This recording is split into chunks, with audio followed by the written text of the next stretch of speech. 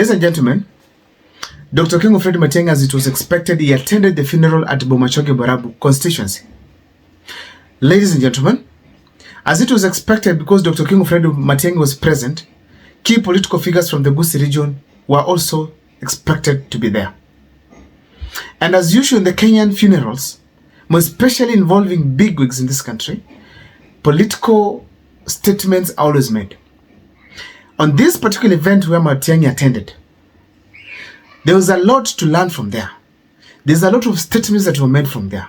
But first of all, let me take you through something that happened on that particular event. A UDA member of parliament, a close ally to President William Ruto, by the name Alpha Miruka, he attended that function. That being his constituency, he had to be there. But do you know what happened? The crowd did not allow him to even make a complete, simple statement.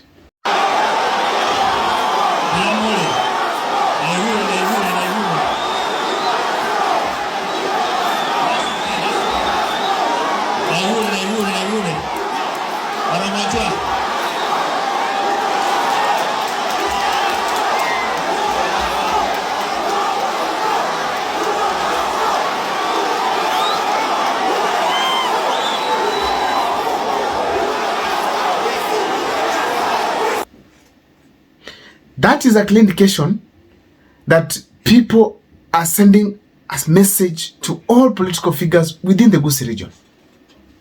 Ladies and gentlemen, from the entire funeral event, I borrowed so many lessons, and that is going to form the basis of this analysis here today. But before I take you through, if this is the first time you're watching my videos at Mokwa Times, kindly feel free to subscribe, like, and comment. My number is here. Also, take a minute or so, save it, talk to me. For those who want to support the channel, that's the M-Pesa number. Ladies and gentlemen, let me dive into the topic today. Now, Dr. King Fred Matiang'i, he was in Gusii region, as I've just said it. And in that particular funeral, politicians spoke smoothly. Youths were there, women were there. But the moment it reached at the members of parliament, Alpha Miruka was supposed to take the mic and usher in other members of parliament who were present, the likes of Anthony Kibagende. But now something strange happened. When Miruka was given the mic, the crowd started chanting, William Ruto must go. One term. Actually, others were sending signals using their hands that we don't want you to speak. Buyamole. Naigure. That's okay. Naigure. Barongonchua. Now, ladies and gentlemen, the first lesson I learned from there today, it is that Matiang'i is undisputable king of the Gusii region. Is the kingpin as we speak today. Nyachai was there. After Nyachai, it is Matiang'i. And now that Matiang'i is holding the entire Gusii community together, that means that is, of course, now the undisputable kingpin whom the entire community is listening to. And that if you're not allied to Dr. King Fred Matiang'i's side, you are likely to face a hostile ground in whichever place you're going to go. That is number one. Number two lesson that I was able to learn from that particular event is that in 2027, if members of parliament are not going to be careful, especially those who are not with Matiang'i and they're with William Ruto, they're going to go home, no matter how rich you are. What we know is that in William Ruto's government, people are going to have money to splash around, either members of parliament, MCS, or even governors. But the fact remains that the ground has already been set. Money is going to be splashed, but chase them out. That is going to be the case. So therefore, as we speak today, it is not going to be easy for the members of parliament. One thing we all have to know is that members of parliament from the Gusii region, they have no alternative other than being in Dr. King Fred Matiang'i's side. Why am I saying this? As a presidential candidate, you need numbers in parliament. It would be shameful that Dr. King Fred Matiang'i is the president and there are 3 or 4 members of parliament from the Gusii region who are not from his party or his coalition. So therefore, if there are seats that Dr. King Fred Matiang'i is very keen on, is the members of parliament. And if there are seats that the community is really working towards ensuring that Matiang'i gets them, It's the member of parliament seat. So therefore, this is a very serious contest that's going to come in 2027. But those who want to be safe, according to my observation, they should be at Matiang'i's side. Number 3 lesson that I was able to learn from this particular event, it is that Dr. King of Fred Matiang'i is ready. He gave a very simple story there. He said that when I came here last on 2nd of June, you told me to go and prepare myself and come back home. He resigned, he tendered his resignation letter, now he has come back to the country. Despite that the letter is yet to be approved, the fact is that, in World Bank, you give a 3-month period for it to be first of all approved, and then you officially get released from the World Bank.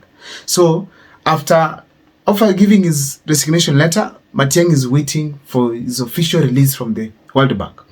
But now he has come back to the country to do politics. And it's very clear that Matiang'i is ready.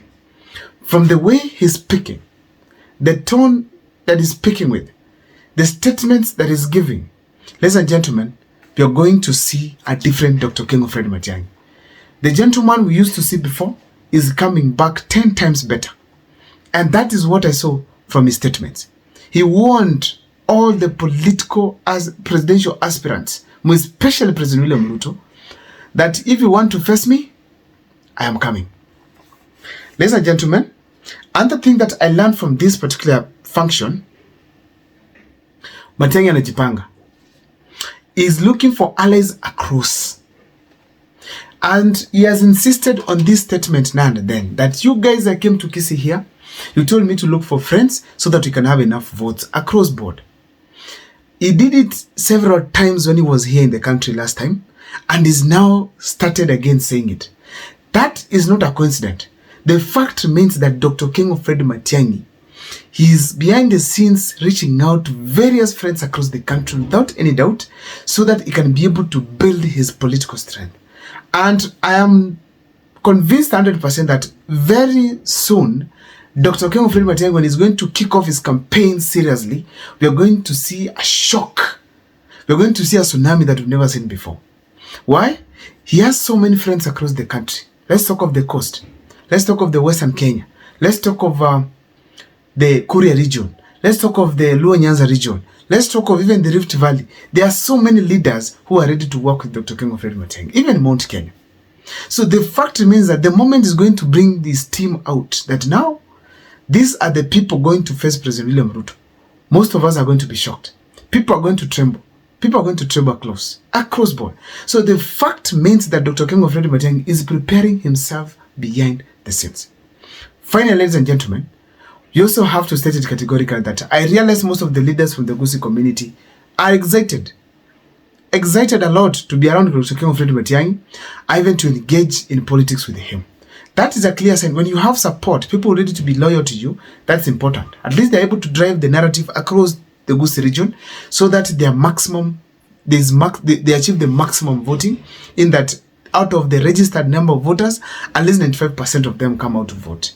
That is very important for a presidential candidate, because in the last general election, Raila Amolo Odinga was messed up by the turnout that was very poor in Luo Nyanza. This time around, they don't want to make the same mistake. I don't know what's your take, ladies and gentlemen, but in the comment section, we can share on that. Please don't forget to subscribe, like, and comment, because that is the best support you can always give this channel. My name is Abdul Mukwa. See you next time for more videos.